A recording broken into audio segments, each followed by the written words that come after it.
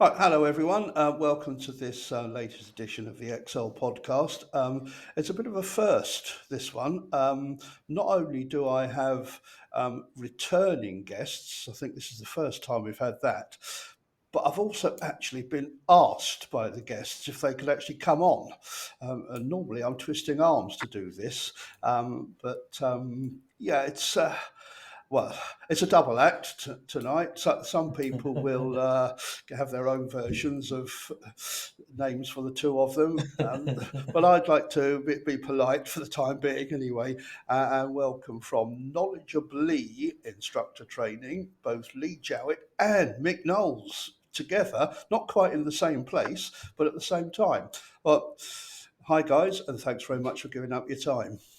Hi Kev, thank you. Thanks for having us on. Thank you for taking us up on the offer, and always a pleasure to speak to you, even when I'm not speaking to you on my own. And Mick's here as well. Yeah, because there is a very specific purpose to this one. The reason why you've asked to come on, and some people will be aware of the proposal that you've sent to the DVSA. There are probably a number of people who don't. So, do you just want to go through just what it is that we're actually going to talk about today?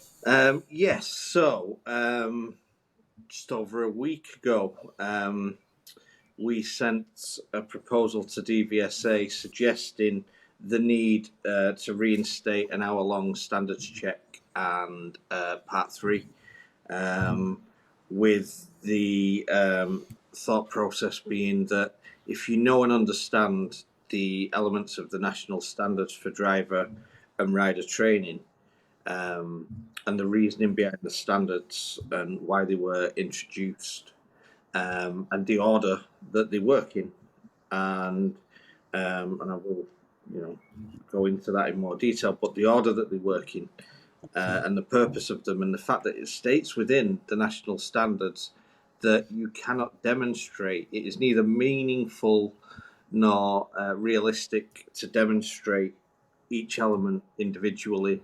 That all three of the elements must be demonstrated in an integrated fashion to produce what is known as client-centered learning.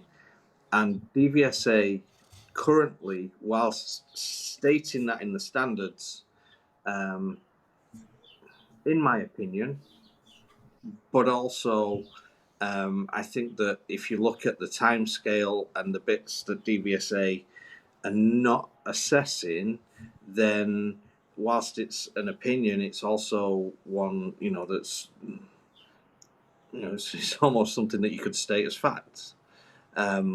They're not assessing two of the three elements, and their own standards say you cannot demonstrate any of the elements in isolation. That makes really the role of an ADI and a PDI very difficult to satisfy what the standards say, and they're supposed to be, our basis for conducting driving lessons. The knock-on effect, though, is huge, because the knock-on effect is that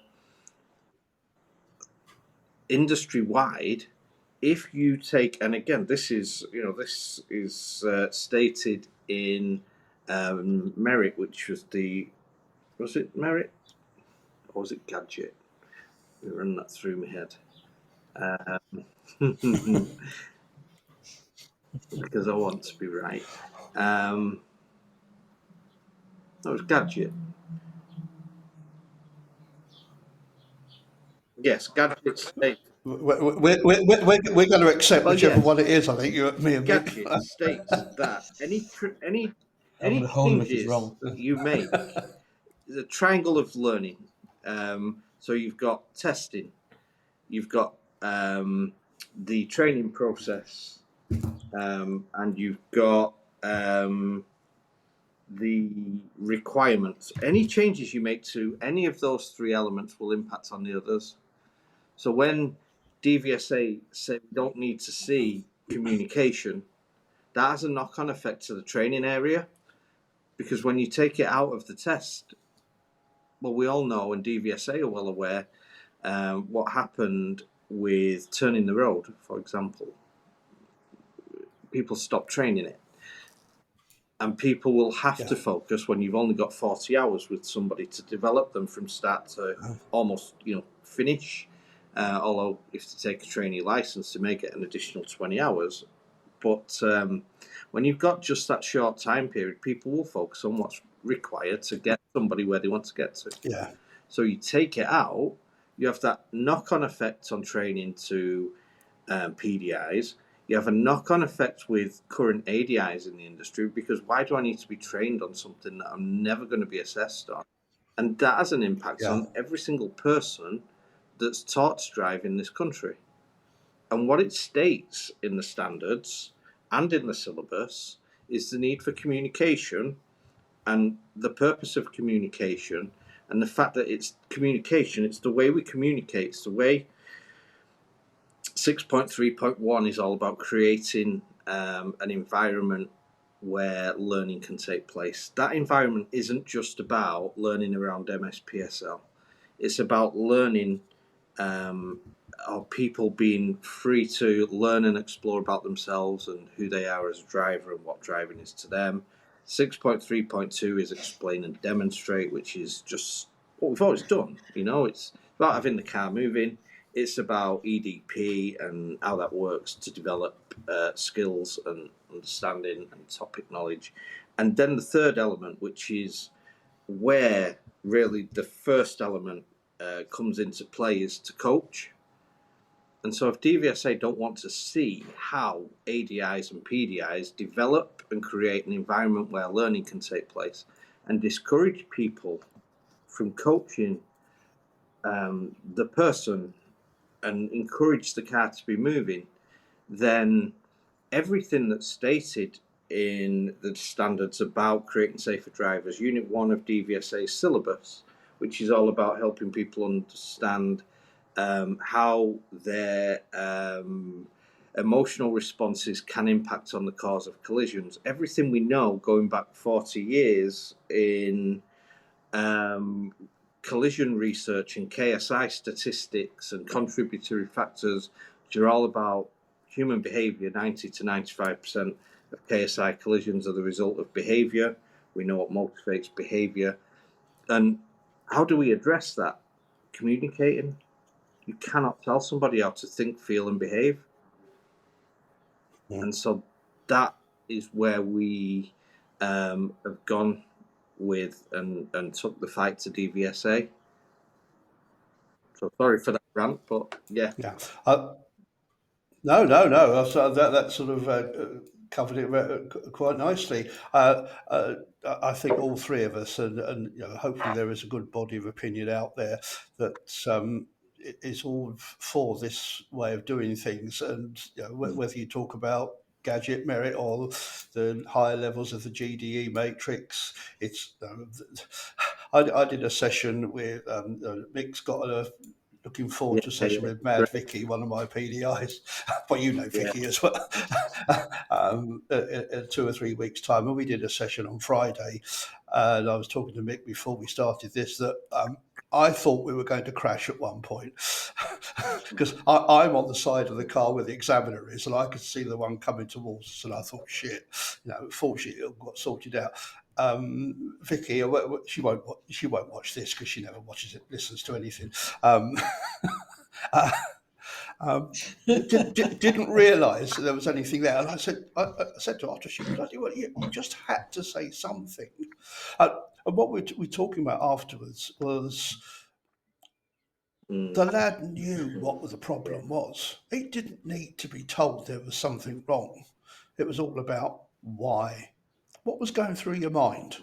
I don't find any learner really, very few times anyway, doesn't realise that something's gone wrong.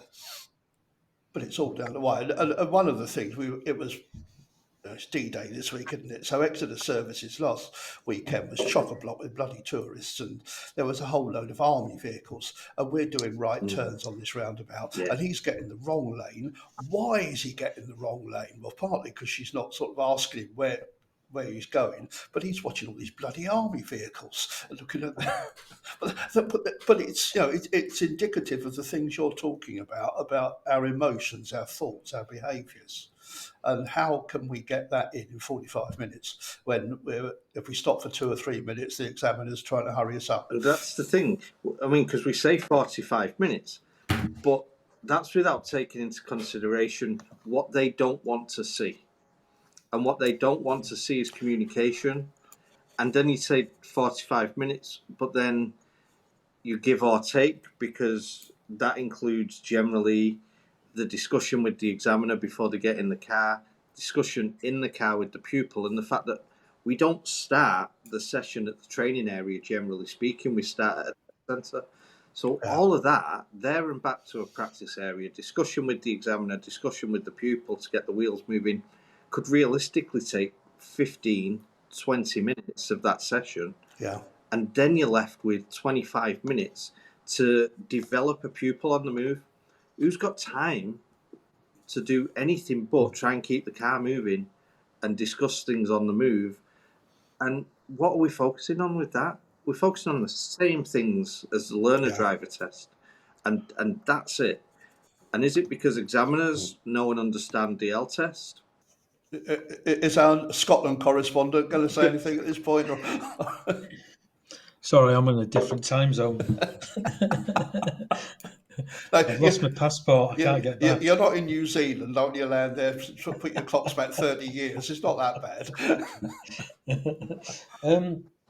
Yeah, the other thing with it is the reason why it's 45 minutes is because of COVID. Yeah. COVID was over 2021. You know, as in being back to work since 2021. They brought this in July or August 2020, and there's good reason. Yeah, at the time, you know, they're trying to keep their examiners on the road, trying to keep everyone safe, etc. You know, windows down, all that sort of stuff. So you can see why they did it, and they did it with following consultation with audit trainers. You know, so they had them on it. So can I just? They did it with 12 audit trainers, didn't they? I'm not sure the number. I got told 12. I have never yet met an audit trainer who was consulted on this. I know 2. Oh, right. At least there were. But I'm not right. But I'm not allowed to say because they're not allowed to tell anyone. Right. I know I know 2 of them. Okay. And I've not told Lee who they are. Have I, Lee? But at least there are some. It's not a figment of the imagination. Yeah, sorry. Yeah. So yeah, they did it with a number of audit trainers. Yeah. So they had input from our side as well. But when it came out, it's a temporary measure. As I said, COVID finished in, well, the last lockdown finished in, was it March? In fact, it was Easter 2021, or around about that time. Yeah, it was. Yeah. Just after Easter, actually, because I remember I actually went and played golf on Easter Monday. The first 2 days the tests were back. I had tests on both those days. Yes, so did I. Yeah. But the golf courses opened on Easter Monday, and I went and played golf on Easter Monday. Oh, it's bank holiday. You never get me working on a bank holiday anyway. Exactly. Yeah. So that, you know, that was then, and you can see. Yeah, let's maybe extend it a little bit. You know, so that they give themselves and ourselves a little bit more time to be safe and make sure it doesn't come back, etc., etc. But that's 3 years ago. Yeah. And we're still doing this temporary measure now. And it's like it's well, it's not temporary now. It's so And what are they assessing in that time, and what do they want to assess, and is it what should be assessed? No, and what are they assessing? What they want to assess? I feel like I do sympathise with ADI examiners in that it must be difficult to assess something that you don't know and understand. Yeah. And this isn't a dig at, it's the reality that they've got a job to do every single day. At what point do they have time to go and do the amount of training that's required? Now, there are a lot of people, and this isn't a criticism of them either, it's just the reality, that have been through, for example, and it's no longer with us, but the BTEC 4 in coaching for driver development. And having completed that, they still don't understand coaching in driver development and its purpose and how to. So at what point is a DVSA examiner going to be trained to a standard where they can assess? But the issue they've got is that the standards say Yeah. it, Yes. and the syllabus says it. So you've got two options. You either change what is written in your standards and change what is written in your syllabus, or you actually have to assess it. You can't write it and have it written in your own publications and clearly state that this is our role. There's three elements to our job: create an environment where learning can take place, explain, demonstrate, practice, and coach. And that this is all about creating drivers that understand who they are as a person, and that can create and come up with strategies to overcome their own barriers. And you can't write that and then not assess it.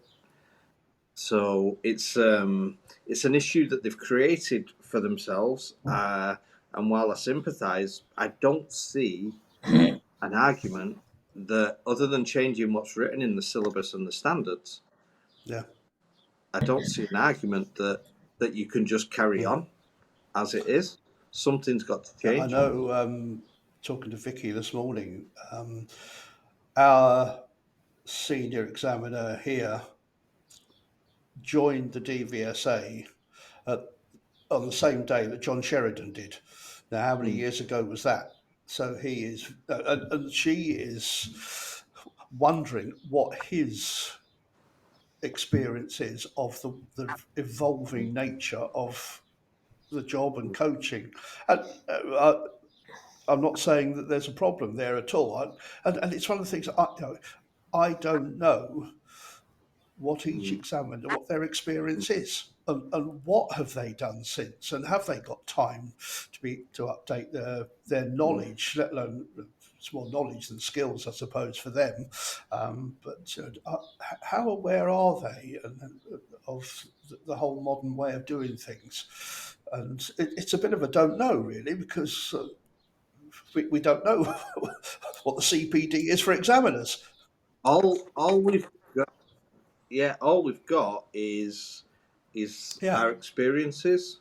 My experiences have been, laid out on podcasts many times about my experience of my last standards check, where I was told that I couldn't deliver a lesson that I can pinpoint in their syllabus, because if the pupil was already checking the mirrors, then how am I supposed to assess development? Because it's not fault focused. Nothing to do with developing someone's thought processes, knowledge, understanding, and decision making.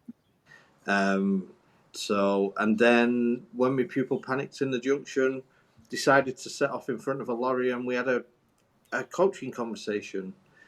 Where we were going with that is that the last thing the last message I got from the pupil before I was told to move on was that, I think I do. When I panic, I take risks I wouldn't normally take. And at that point, the examiner decided to tap me on. Just as you get into the nitty gritty and the meat of it, let's get going. Let's get the car moving. And then I was told at the end that she wouldn't have took her to smaller junctions, helped her to understand how she needs to feel in a junction to drive well and to get things right. And a compare and contrast. She'd have took her straight back to the big junction and challenged her.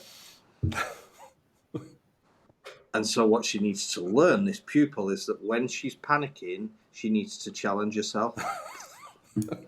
and challenge you as well.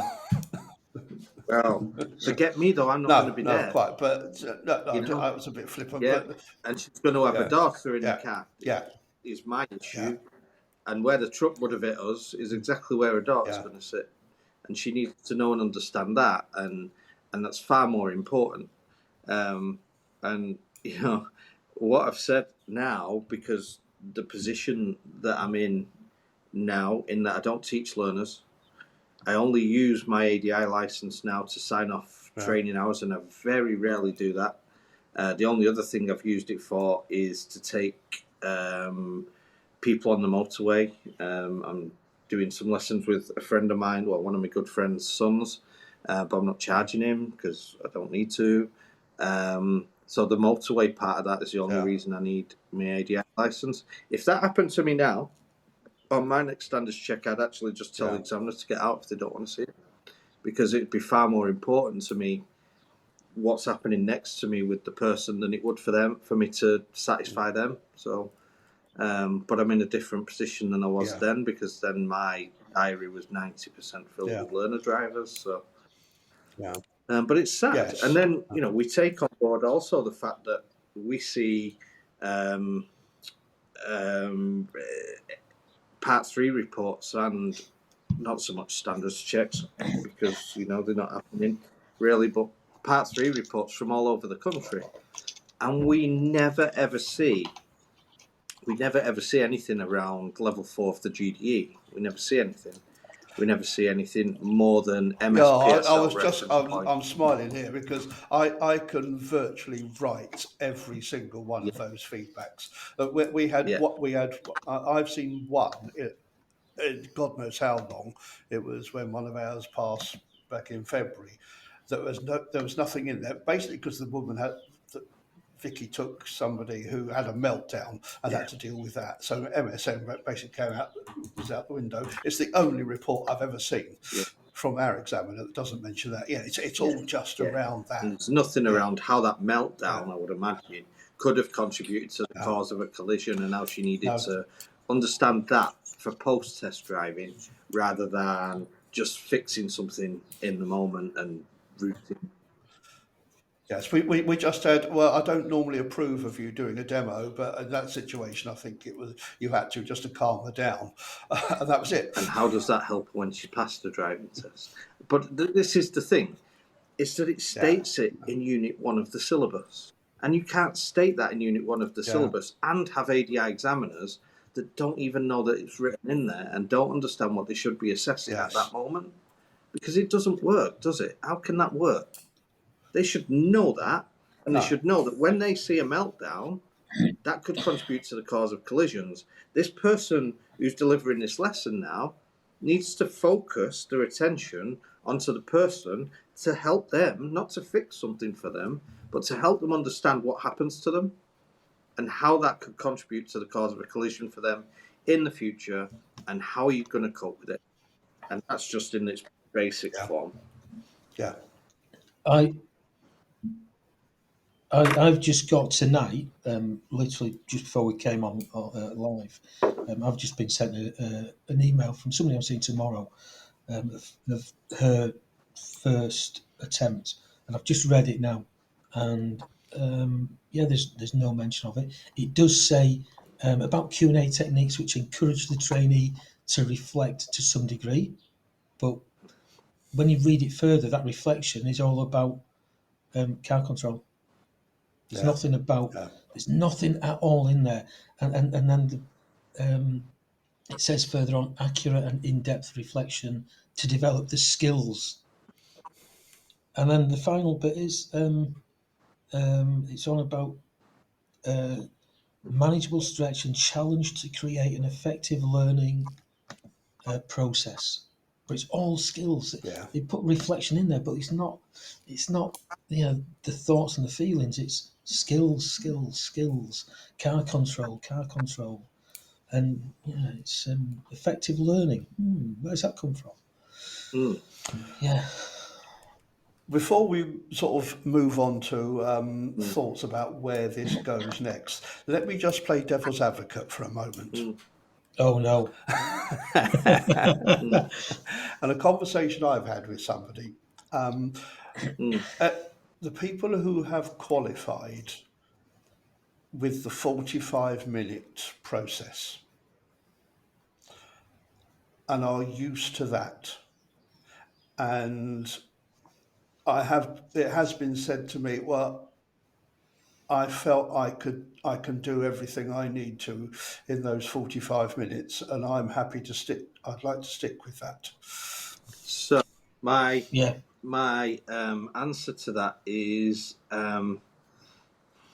first of all, it's a very test-focused industry, so we Yeah. become focused on the elements. It's not enough. It's not enough, and everything states that it's not enough. I am more than happy for people, but I actually think that what we're proposing isn't going to make it more difficult. It would actually make it easier. No. Oh, Because yeah. first and foremost, there are many, many times when an examiner will have come out a couple of minutes late, will have got in the car a couple of minutes late. That discussion will have gone on for 3 or 4 minutes with the pupil, and they will have driven a distance to get towards where they're getting, and then they have to get back, and the examiner will still give them an amount of time that equates to 45 minutes from the moment that Yeah. they came out, or they were due, sorry, to start the assessment, and that makes your job so much more difficult. Then you've got the fact that we Yeah. have clear guidance. We have the national standards. It lays out the role, and it's not, the national standards. When you look at the role, you only have to learn about 6 pages, and there are 12 points in 6.3.1, 13 in 6.3.2, and only 6 in the coaching element 6.3.3. Yeah, but that's what you need to know and understand, because that's your role. It's Yeah. not huge. Yeah. It's not chapter and verse. But if they're No. assessing to their standards, and we know the standards, then that's going to be a lot easier, because at the minute, it's a bit of a guessing game based on the examiner, based on what are they looking for, Yes. what Yeah. suits, and we don't know. We don't have clear answers, and trainers up and down the country don't have a clear answer, because whilst the standards say something, actually each separate examiner and each separate test centre can say something completely different. Yes, that's conversations that we've had down here with the trainers. Just what are they looking for? And we've asked if we can actually get together. And I know there was a move 2 or 3 years ago, just after COVID, that the main examiner here was saying that we're going to arrange something. And then it became, the DVSA are going to arrange some sort of presentation for all audit trainers to use. Well, fortunately, I haven't held my breath waiting for that. Well, Kev, it's going to come. Yeah. They're up to date with everything. Because you just have to look at the ADI 21T and ADI 21AT, and they're up to date. So, oh no, hang on, no, mate. I'm sorry. I'm lost. Yeah. Excuse me. You haven't read what somebody said in the featured instructor section of the Kit Mag this month. no, they're up to date. What? No, I think I'm losing the plot. I think the Dizzy Heights have been in Scotland. Have Yeah, got them too long. I can't remember when I did the hour training for the emergency stop on the last 20 You mean you don't spend an hour on that? No, I think we did 2 hours on that last time. Yeah, you should do, because you should do an hour. 2 hours on each In fact, each no, one of them. it's actually well, if you look at it, it could be 2 hours Yeah. on the initial 40 hours, and then 1 hour on the 20. Yeah. So 3 hours. It does take 3 hours. Yeah. Yeah. Funny how my learners don't take that long. The one last point I'd make on it, and I think at times as an industry we need to take a look in the mirror from top to bottom, from trainers, from DVSA to ADIs and PDIs, is that actually it doesn't matter really what we want. What matters is safer roads. Yeah. We're not talking about something that's the difference between somebody getting an A or a B in science. We're talking about things that could, you can argue whether it will, but we're discussing things that could be the difference between somebody making a choice, like my pupil, who reacted impulsively, reactively, and she knew by the end of our conversation she was getting it, and then the examiner moved us on. That could make somebody more aware and help them to make a safer choice in the future when they feel in the same way.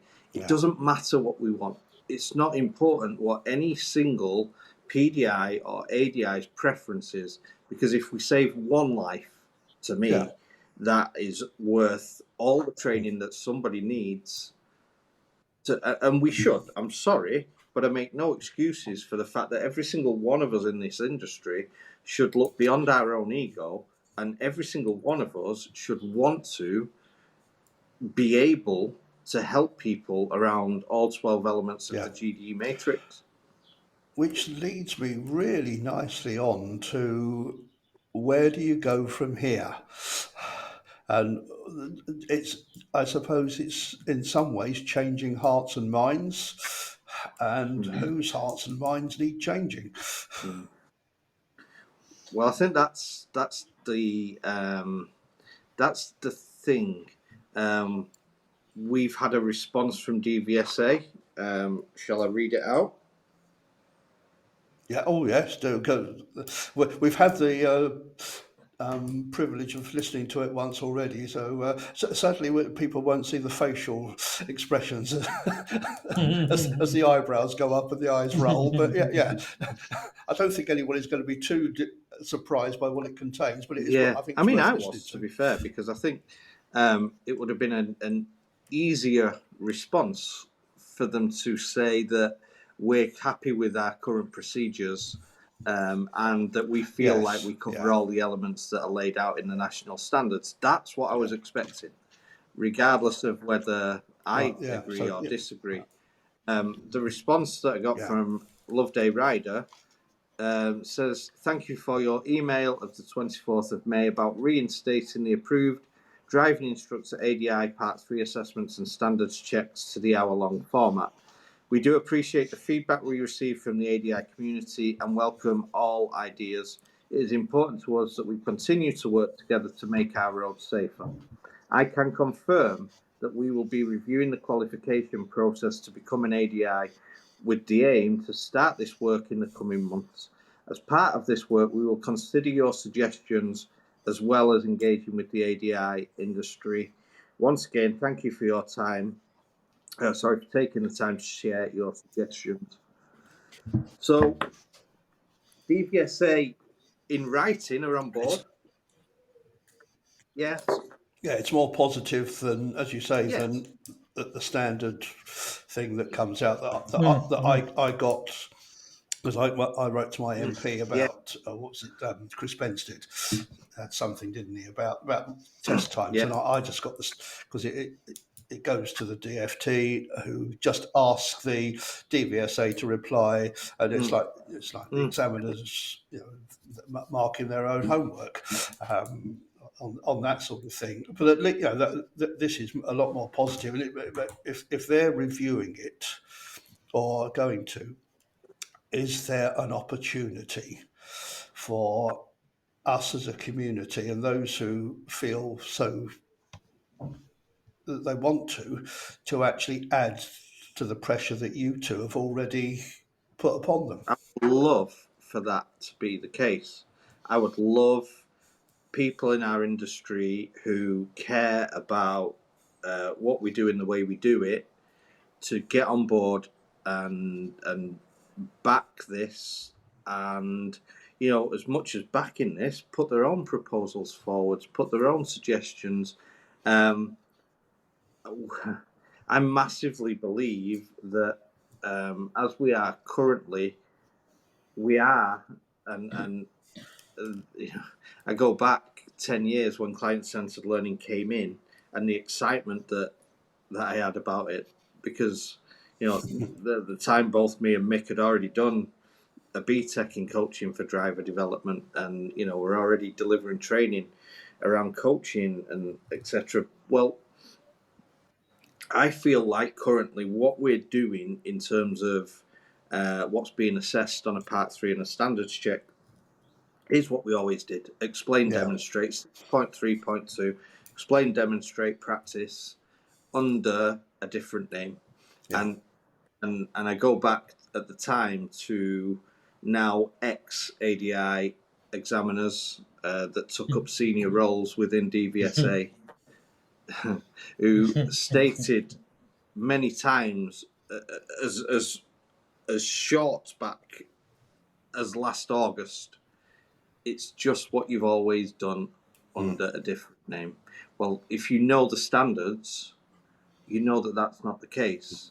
If you're just assessing what you believe is client-centered learning, and what you believe is client-centered learning is what people have always done, then of course, yes, but read your own standards, because coaching isn't creating an environment that will facilitate a coaching conversation is not what ADIs have always done. The explain and demonstrate bit in the middle is what ADIs have always done. That's just one element. So, I'm sure Mick's got a view on it, because he's probably sick of hearing me talk. But I would love, people to get on board. That's that was why we wanted to, get you to push this out. Well, that's why I was more than happy to do it, because I'm totally with you on this. And I shall make sure that the people down here at least know what my view and your view is. Obviously everyone's going to make their own mind up, but I find it very difficult to find an argument against what you're saying, and I would defy anybody to. I do. I'm not being funny, but I do. Having read it and looked at it and put it together, I find it very difficult to argue against, which is kind of why I'm of the opinion that DVSA might have looked at that and gone, we find it very difficult to put an argument against it. We've got to do one thing or another. Change what's written, or change what we're doing, change what we're assessing. I don't see anything in between the two that's a realistic outcome. Yes, it seems to be a similar situation that you get with the learner who's reversing and knows they've got to steer a different way, but don't know which way. And I just say, just try one. Let's try something. If it don't work, it don't work. But just don't go so fast that you go and crash into something. If something needs to change, let's at least try something. And whilst generally please. speaking, in life we should always be looking forwards. Actually, in this case, part of the answer is to look backwards. When you introduced the standards in 2011 and the standards check in 2014, what was the purpose? Look at what went into all of that work, and then why have you thrown it away? We spoke to two prominent DVSA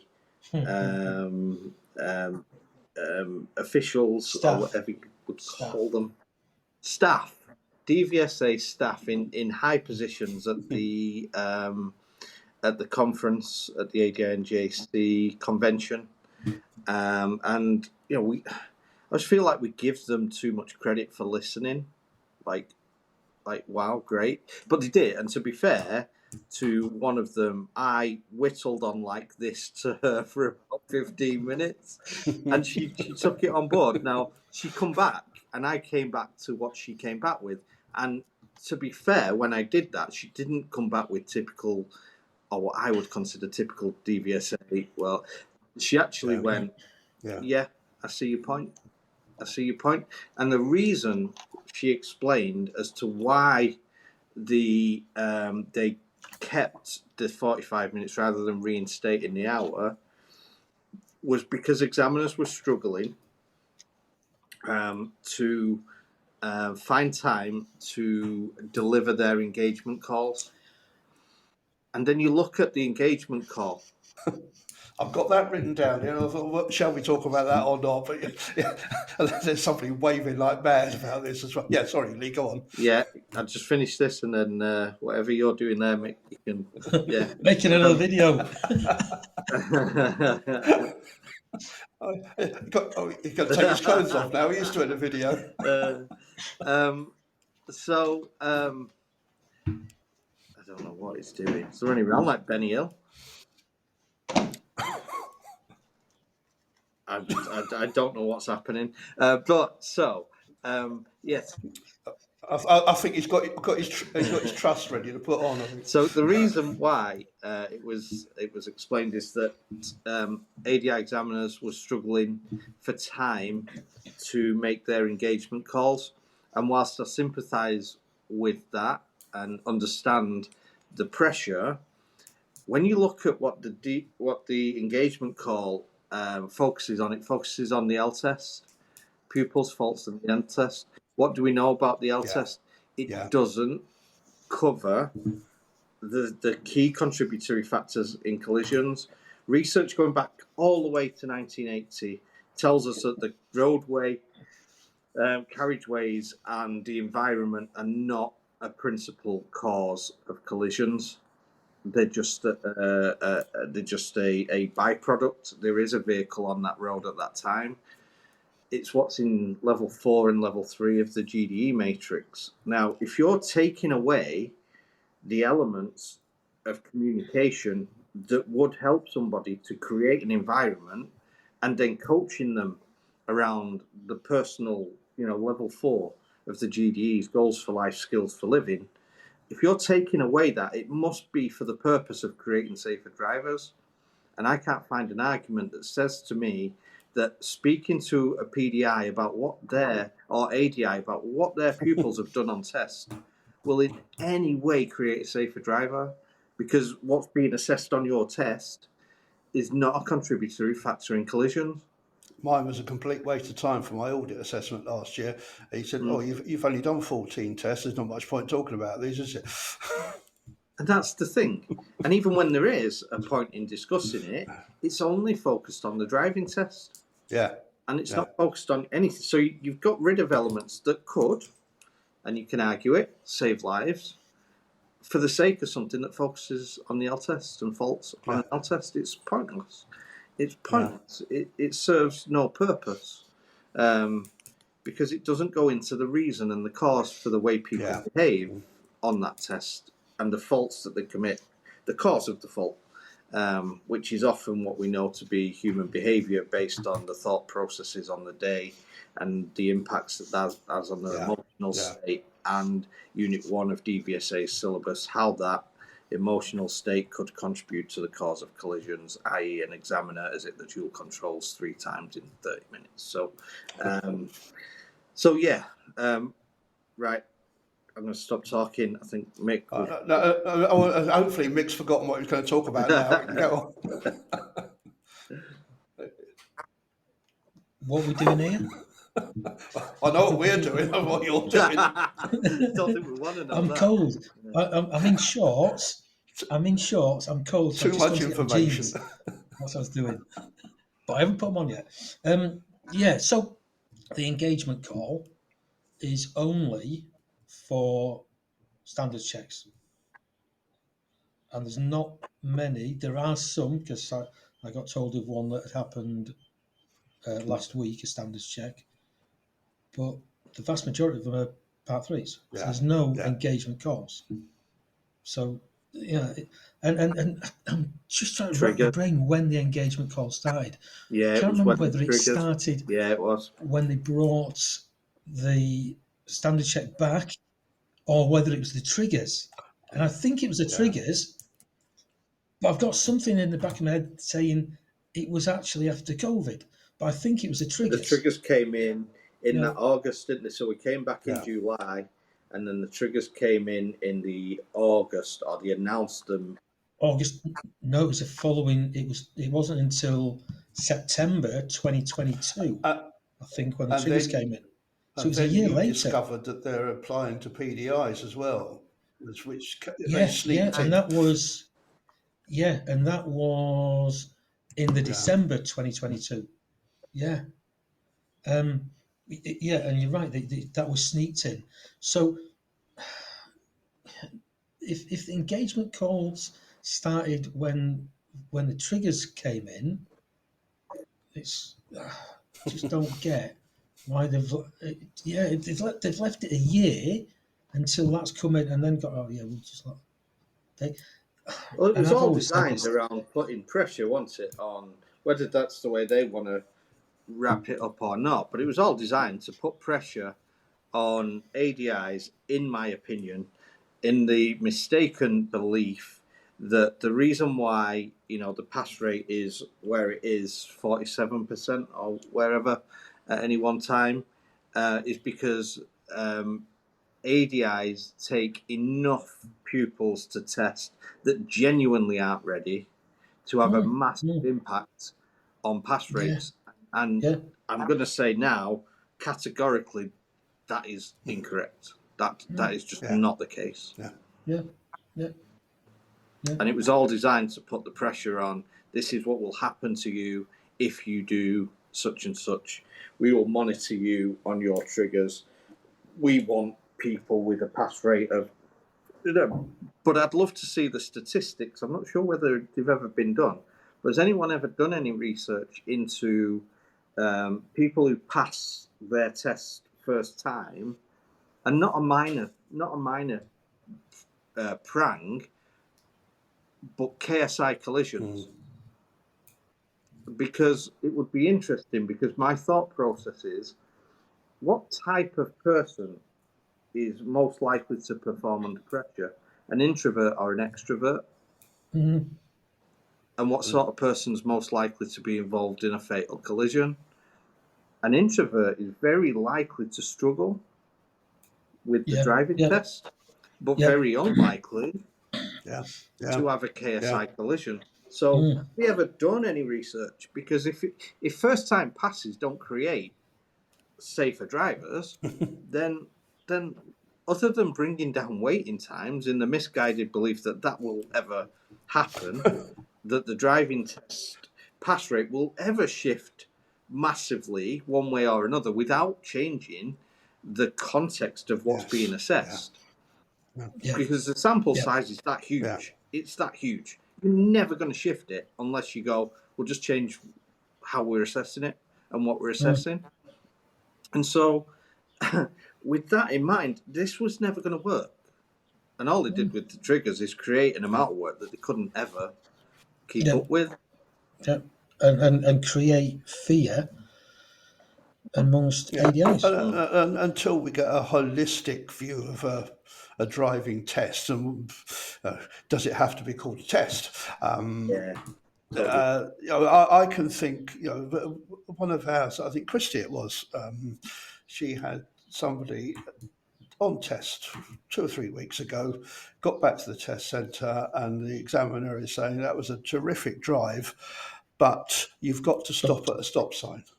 Now, all right, you've got to stop at a stop sign. I understand that. But if you've gone so slow that a snail could overtake you, and that's the only thing in the whole bloody drive that's a problem, what sort of driver are you? I had a girl years ago, I can remember, she had one fault, one serious fault, no minors, drove a bit over 20 mile an hour for too long through a 20. The next day I had somebody pass on 14 minor faults. Now, which of those two did I think was the better driver? Well, just not even knowing them two drivers, just listen to what you said there. Somebody that drove a little bit too slow was the only issue she had, and somebody that had 14 issues. Yeah. There's something wrong there, isn't there? Yeah. If it was too fast, then yes. you maybe understand it, but too slow. sympathise No. with the L test and the fact that it's kind of structured. Well, it is structured around fault, and I do. Yes. I struggle to come up with a suggestion for that would be better. I struggle because the issue is that someone drives really well and demonstrates, and then you will get, you you put that out to certain Facebook groups, and you'll get people, you'll get people saying it's a stop sign. You've no argument, but I agree. I absolutely agree with you. In that if the context was that she should have stopped and she didn't quite stop and it was safe, and then, but legally and legalities and but it is what it's difficult because I've had the same where I've had a pupil drive so well and go in a bus lane that was in operation. And I've had somebody, it's so funny, I'll never forget the feedback from the examiner. It's the best feedback I've ever heard. She got 15 minor faults, and it was the same day as this other person, and same examiner. And he said to her, "Do you know where Whitefield is?" She said, "No." He said, "Oh, good, because I don't want to drive behind you." And unfortunately, it's my displeasure to tell you that you have passed today. You didn't quite do enough. But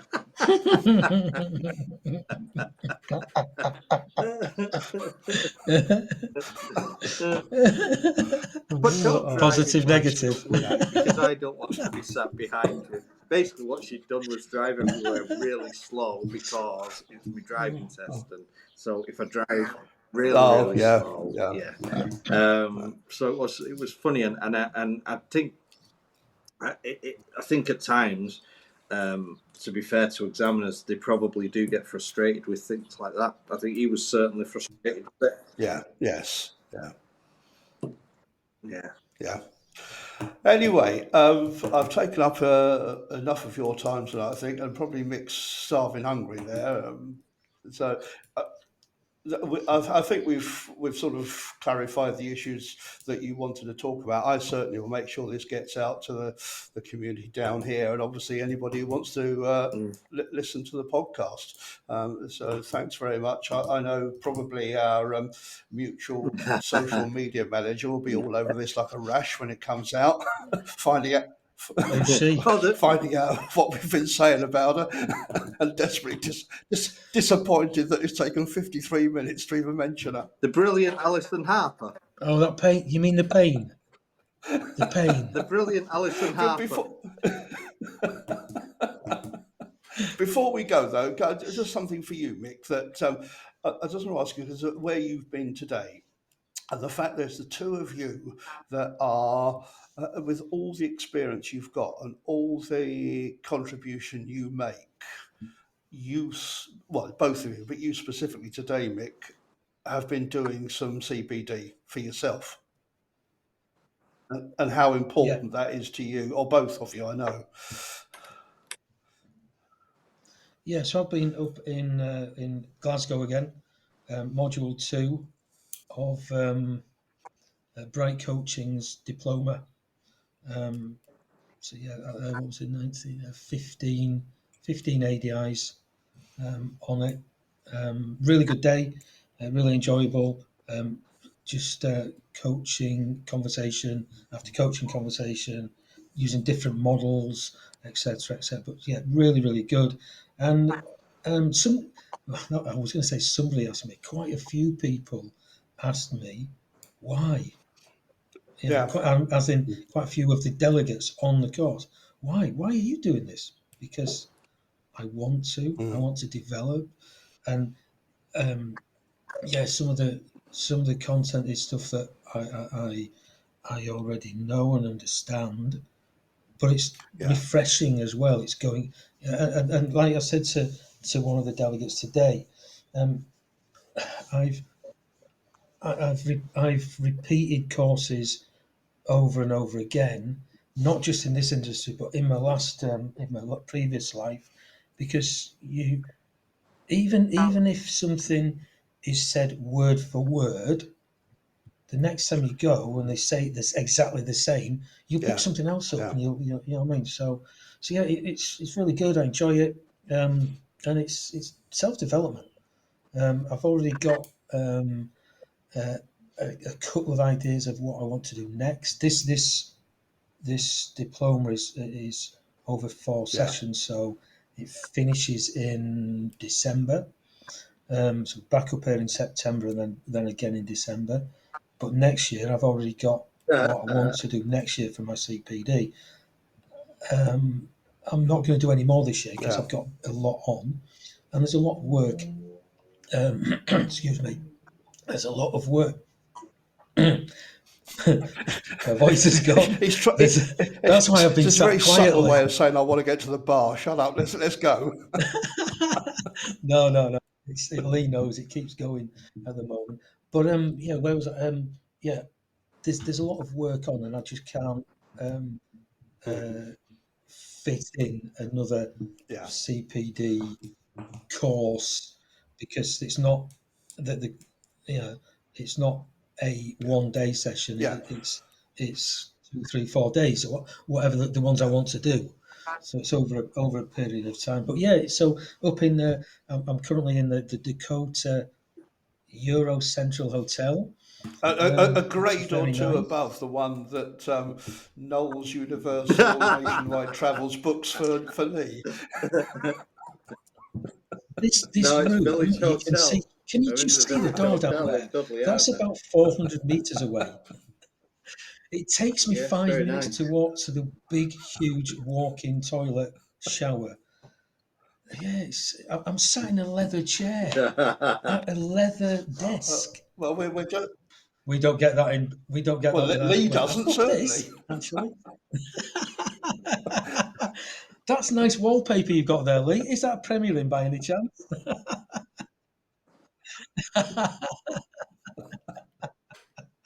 We have pictures on our walls here. I've got a lovely brick wall. It's lovely. It's beautiful. Yeah, Really well, nice. on that Really score, nice. let's mute him and get rid of him. Yeah, but yeah, I, I thought I would just add that bit in that we all still learn. You know, the day we Yeah, say we don't is the day to pack up.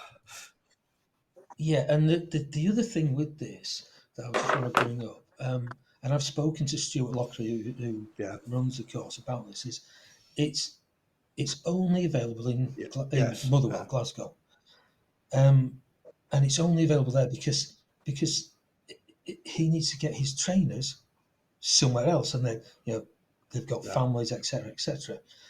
But what's stopping ADIs from travelling up to Glasgow? Yeah, we've got motorways in England and motorways in Scotland, and the motorway here is literally it's about 500 meters away from the hotel, and you're straight in. It's great. Yeah, so there's nothing to stop people from travelling to CPD. Yes, it means. Or they can stay closer to where they are, and they can come and do a 2-day coaching workshop. I'm currently delivering our Edge Excellence in Car 2-day training course in Dudley. 5 brilliant ADIs and PDIs. A local trainer, Hardiel, who's helping me to deliver it. And we're all developing. We're all developing. Hardiel's developing. It gives him the opportunity to deliver a 2-day in-car coaching course. It's given me the opportunity to deliver the course that we've produced and learn from delivering it and seeing people take it on board. And it's given 5 ADIs and PDIs the opportunity to learn and develop. And we're taking that around. Spoke to Graham Orr, who's in Scotland, about partnering up with him and going up to Scotland and delivering it up there as well, and we're delivering it in Manchester next month. So, and not only that, they could also sign up to the video hub and develop from the comfort of their own home Yeah. or car or wherever they want to watch the videos. what videos are they though? Look a bit.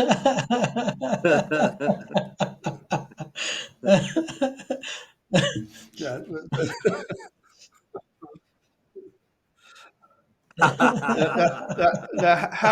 How much was I quoting the fee for plugging all these courses? Suddenly seems to have taken up most of the time. No, but seriously, it's from the reviews you get, it's clearly it works for people. And what I would say, just on the aside and related to what we are here to talk about, is that this is the thing that we put in the proposal to DVSA, is that, quite frankly, it's ridiculous and it's embarrassing and it's annoying to go and deliver the training that we deliver around what's written in their standards, what's in the syllabus, and what we know from the GDE Matrix and all of the research models, and then turn around to delegates and say, yes, but DVSA won't want to see it. Yeah. This course that I'm delivering, it's a 2-day in-car coaching course. Day one is all about the things that DVSA will want to see, which is coaching around the doing elements of driving. But tomorrow is all about coaching around the human being, human factors, level 4 of the GDE Matrix. Do I need to see that? Do I need to show this and demonstrate this on a standards check or a part 3? Probably not. And it's almost embarrassing, really. Not for me, but when I'm talking about DVSA and saying, well, it's in the standards, it's in the syllabus, I can show you what it says, I can show you how it relates, and then go, but they don't understand it, so they don't want to see it. They need to change. Well, let's hope that what you're doing and things like this can be a catalyst for that change. So thanks ever so much, guys, for giving up your time tonight. I don't think you see it as giving it up, because it's there's a positive side to this. Hopefully, that at least we can try and change minds. Oh dear, somebody's yawning away there. It's obviously past his bedtime. The Archers has finished, so he's off to bed now. It's been a long 2 days. I left home at 5:30 yesterday morning. It's been a long 2 days. So we'll let Noddy get some shut eye then. I'm off for some dinner. Look, thanks ever so much for doing this. I'm ever so grateful, and we'll get this out as soon as possible. Thanks, Kev. Get some man-up pills, Mick.